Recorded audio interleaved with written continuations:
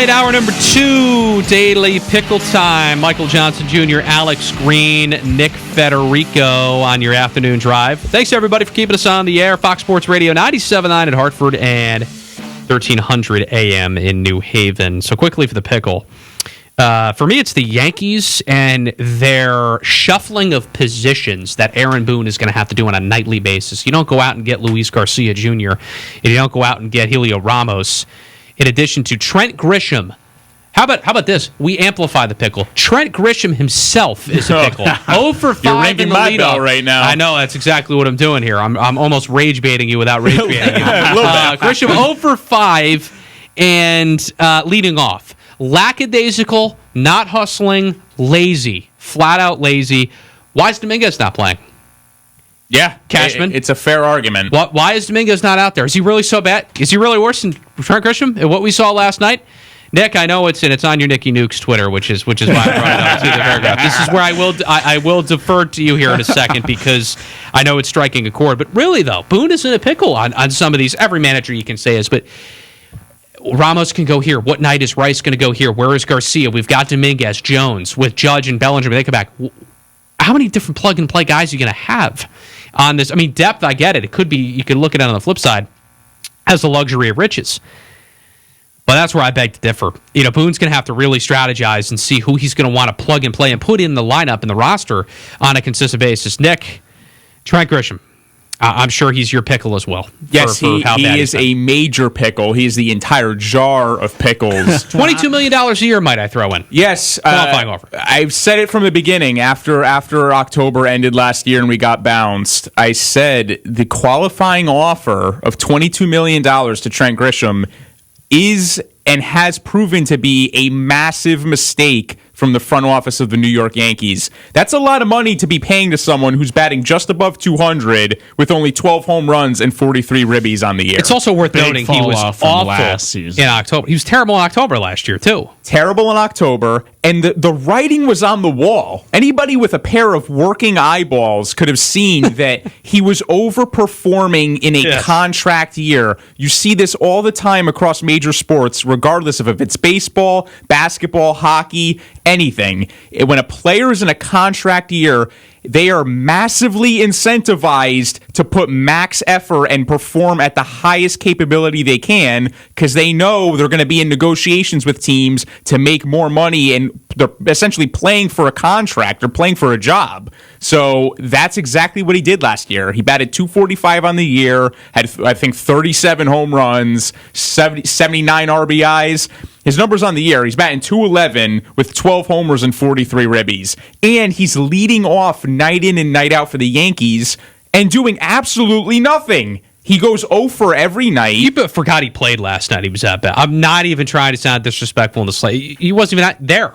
Strikeout rates up, walk rates down, power numbers and slug are down. Yep. He's your starting center fielder. And like you said, why are we bringing in so many plug-and-play utility guys in the outfield and not playing them? Is it because you have so much money tied up because he took the bait and bought in on the $22 million deal?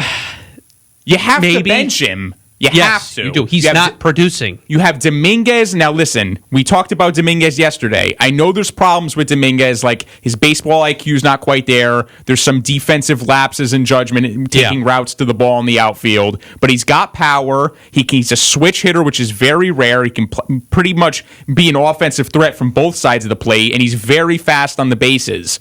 Wouldn't you rather have that guy out there than Trent Grisham, who's going 0 for 5 every night and not managing to get on base in the leadoff spot? And if Jason Dominguez is struggling at times in the season, the only way, or one of the best ways for him to just get better, is to just keep on playing and just get consistent playing time. Yeah. I think that's part of the reason why he's struggled a bit this season is he's not getting consistent playing time in the outfield. And look, even if you make the argument, if they didn't bring back Grisham, they wouldn't have had depth. Well, Spencer Jones is still sitting right there in the minors, and he was projected to be a big part of the Yankees lineup this season, and he's gotten consistent playing time with the injuries the Yankees have had. So, look, you've got Dominguez and Jones as options as well to replace Grisham in the outfield. So, it's just not looking like a great signing at all And you Trent bring in Grisham. Ramos. Yeah. And bring in Ramos. You have Bellinger coming back. Yeah. I know you're not going to play Stanton in right, but God forbid it came down to it. He's done that before. You have Judge coming back, hopefully sooner rather than later, and he's your MVP right fielder. What are we actually doing, Brian Cashman and Aaron Boone? You mean to tell me that all these guys can't play better than him? Jones, Dominguez. I mean, he's not worth keeping out there on a consistent basis in the lineup. This tells me one of two things, Mike, and we've talked about it before. Either A, Boone's really not the person pulling the strings with the lineup card every night, Could even be. though he's the coach. Could be. Or two, he has absolutely no stones. That all Or both. Both could be true. The funny / scariest part of your comments there, Nick, are that they both could be true.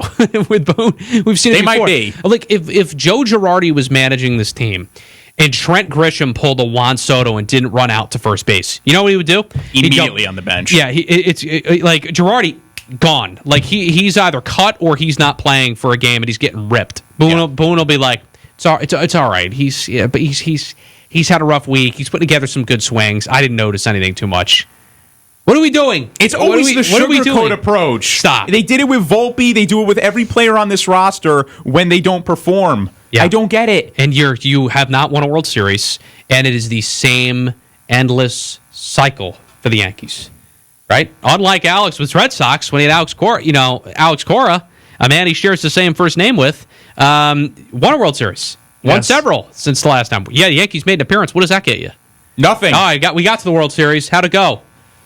You got trounced by the LA Dodgers. Yeah, exactly. You got right. spanked. That's like asking someone who's bad at golf how'd they play. Like, what do you want me to say? Good? No, I didn't play good. Why is it so hard for Boone to criticize his players? You don't have to drag them through There's the a mud. way you can don't have do to it. drive the school bus directly over them.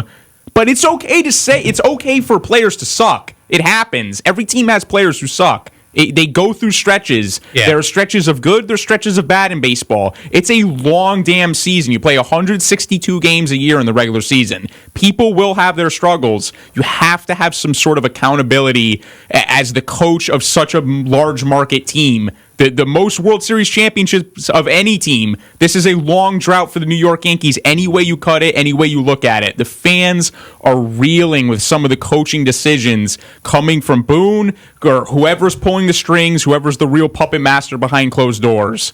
But Trent Grisham, it just cannot continue to happen. Whether you bump him down the lineup, whether you have to bench him, I don't care that you have $22 million tied up in this guy because he decided to call your bluff on that qualifying offer that you stupidly extended to him before the season You knew started. that was going to bite the Yankees in the rear end. You absolutely knew it was going to bite them in the butt because, Grisham and his people knew the lockout was coming.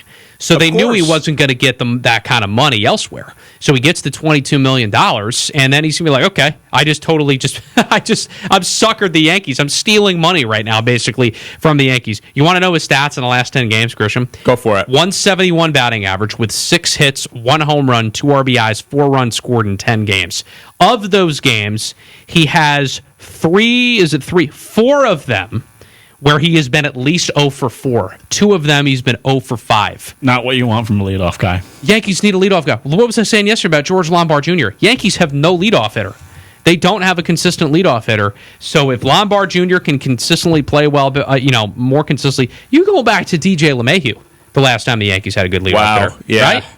Yeah. It's hard to think of anybody else that was Rizzo for like a brief moment when they put him leadoff. Volpe early on in his career had like a good couple of months as a leadoff hitter, but that ship sailed. That's why Trent Grisham, even last year in the career year he had 34 homers and only 78 ribbies. He single-handedly won the Yankees games. In Houston, sure. I remember he did several times. But that experiment with him as the leadoff wasn't even really that great anyways, because a lot of those home runs were solo shots. There was nobody on base because he was leading off, so we were wasting that career year in terms of slugging percentage and homer rate because there was no one on base for him because he was leading off every night. Now, on the flip side of the coin, he's still leading off, but not even getting on base or hitting home runs. So it's a very messed up situation for the New York Yankees. I would say if the offensive production continues for George Lombard early on in his career, that maybe come October you can see him bump up the lineup card a little bit. Yeah. But until that's done, I don't see a remedying this problem, because who would you slot in as the leadoff spot? Exactly. Well, it must be nice not having a pickle, Alex, with your Red Sox. But that ended up being a good pickle. Trent Grisham with the Yankees, and what Boone's going to have to do moving forward is Yankees are off tonight. It'll be the Hall of Fame game. Football's back tonight, boys. Football is back. Kenny Pickett versus Carson Beck. Let's go. How about it? Cardinals, Panthers, and you can hear that game on both WCS, WABZ, Hartford, New Haven. Both the stations we're on the air with right now, 8 p.m. pregame. I think it's about an 8:30 kickoff. I did tease NFL. We do have a Colts fan in the studio, believe it or not. Another really? running back Yes, is paid. That's not Jahmyr Gibbs, might I throw in, for the Detroit Lions. The Colts to Jonathan Taylor agreed to terms on a 2-year, $44 million extension. Maximum value of $47 million, $39 guaranteed. The third largest deal for a running back in NFL history, putting him only behind Saquon Barkley and Bijan Robinson, whose deal broke on Tuesday morning. Nicky Nukes, you've got to be that's going to become just a great bit for your Twitter there. I'm all for it. Nick That's Federico is his legal name. Nicky Nukes is his alias. Side alias. Yeah. Jonathan Taylor was RB1 last year. I had him the first time he had that breakout year on my fantasy football team. I will always love Jonathan Taylor because of that, because he won me my league. A fantasy monster. Soft spot for him. Another dual threat back. Colts in that offensive line. He's clearly not going anywhere. I think he's pushing 30. Not that it matters. 27. Oh, really? So 27, yeah. Oh, well, I'm pushing 30 then, I guess, technically. Anyway. All right. You said it. Easy. So you've got to be ecstatic about Jonathan Taylor. I would take it. So I'll defer to you on this. Obviously worth the money, but obviously have to be a happy camper as well. Seeing the news break, Taylor getting the $39 million guaranteed. Yeah, good for him. $39 million of the 44. And I think there's incentives in there that could drive it up to $47 million. Yes. But extra $8 million. A large portion is guaranteed, and he deserves it, right? He was in the MVP conversation a couple seasons. Last one being one of them as well. I'm looking at his stats last year: 323 total carries for almost 1,600 yards. That's third in the league. He had the most touchdowns and at 18 in the National Football League. That was just rushing touchdowns too. Yeah, with also he had some receiving touchdowns as well out of the backfield. The receiving aspect of his game is something he's really developed and come into his own over the past season or two. When he first came out of the scene out of Wisconsin, when he got drafted, he was really just a pure runner out of the backfield, kind of a bulldozing kind of guy that had that breakaway speed, that next gear once he got out into open space. Yep. Now he's got that receiving threat out of the backfield. They're running screen plays a lot. You got Quentin Nelson going out there laying pancake blocks on the offensive line for him. This team, if they could stay healthy, like I said, we discussed Daniel Jones getting cleared for activity yesterday with the Achilles injury finally being healed up. This team can make waves in the AFC South. I really do believe that. A lot of it is contingent upon how Daniel Jones looks in the pocket with that Achilles. But I think they can go toe-to-toe with anybody in that division. Texans are going to be good. Obviously, that defense are returning all their pieces pretty much. They allowed the fewest points per game of any team in the league last year. Yeah. Trevor Lawrence and the Jags are going to be good. They anteed up as well. But with Jonathan Taylor, the offense runs through him. If they can establish a run game, he averaged 4.9 yards a carry, which was the 10th best rate of running backs last year. Pretty good. If they can establish on first and second down with Jonathan Taylor, I think the offense will be fine. And they've got some new pieces in the defensive fold that I think is really going to play a key part in their success this year. Alex? Yeah, I mean, Nick hit the nail on the head. Jonathan Taylor is a massive part of that Colts offense, and not only does he rush for a lot of yards, rush for a lot of touchdowns, he doesn't fumble the ball at all. Only had one fumble very secure last season, one that was lost. Good point. So, look, DeMarcus Is it a high contract? Sure. And again, we mentioned yesterday how running backs are kind of becoming expendable in this league. They're not getting paid as much. Jonathan Taylor is one of the ones that you absolutely deserve to pay that type of contract, and actually absolutely deserves to get that type of contract. Like we said, he's a big part of that Colts offense, and with that offensive line the Colts have, he's just a monster every single season, and he is well deserving of that 2-year, $44 million contract extension. Well, he's proven it on a consistent year in and year out basis, too. That's where the two turnovers is a great point by you, Alex, and everything you had said, Nick, as well, is well said, and I agree with, because he's consistently producing. He has single-handedly won the Colts games. He's been the best player on their offense for several years. And also, too, a guy like Jeremiah Love that comes up, he's a guy that doesn't turn the football over a lot, and I think that's something to watch, the transition from college. But it's not easy. Taylor didn't turn the football over a lot at college at Wisconsin, too, when he was running through the Big Ten and had the rushing title. Yep. He's one of the few guys that's dominated in college and also translates to the NFL, too. Worth the money. The only thing you worry about is injuries, right? With a guy like Taylor, he's had some, and I'm not trying to bring that up to scare fine. you, Nick. Of course. It is just... It's out there. And with the running back position, too, it's a lot of money to a lot of these backs. It's deserving, but we know how that position is based on durability. How many of these guys can you say you remember for the last 5-8 years being either with the same team or consistent? Not many. Derrick Henry's one that comes to mind. Taylor's been a veteran who's been with one team and stuck around, but Bijan's new. Jahmyr Gibbs is new. Saquon is starting to enter that territory. Been in the league 7-8 years consistently and good. McCaffrey. You got like 5 or 6 guys, and that's it. This running back position's ever so changing.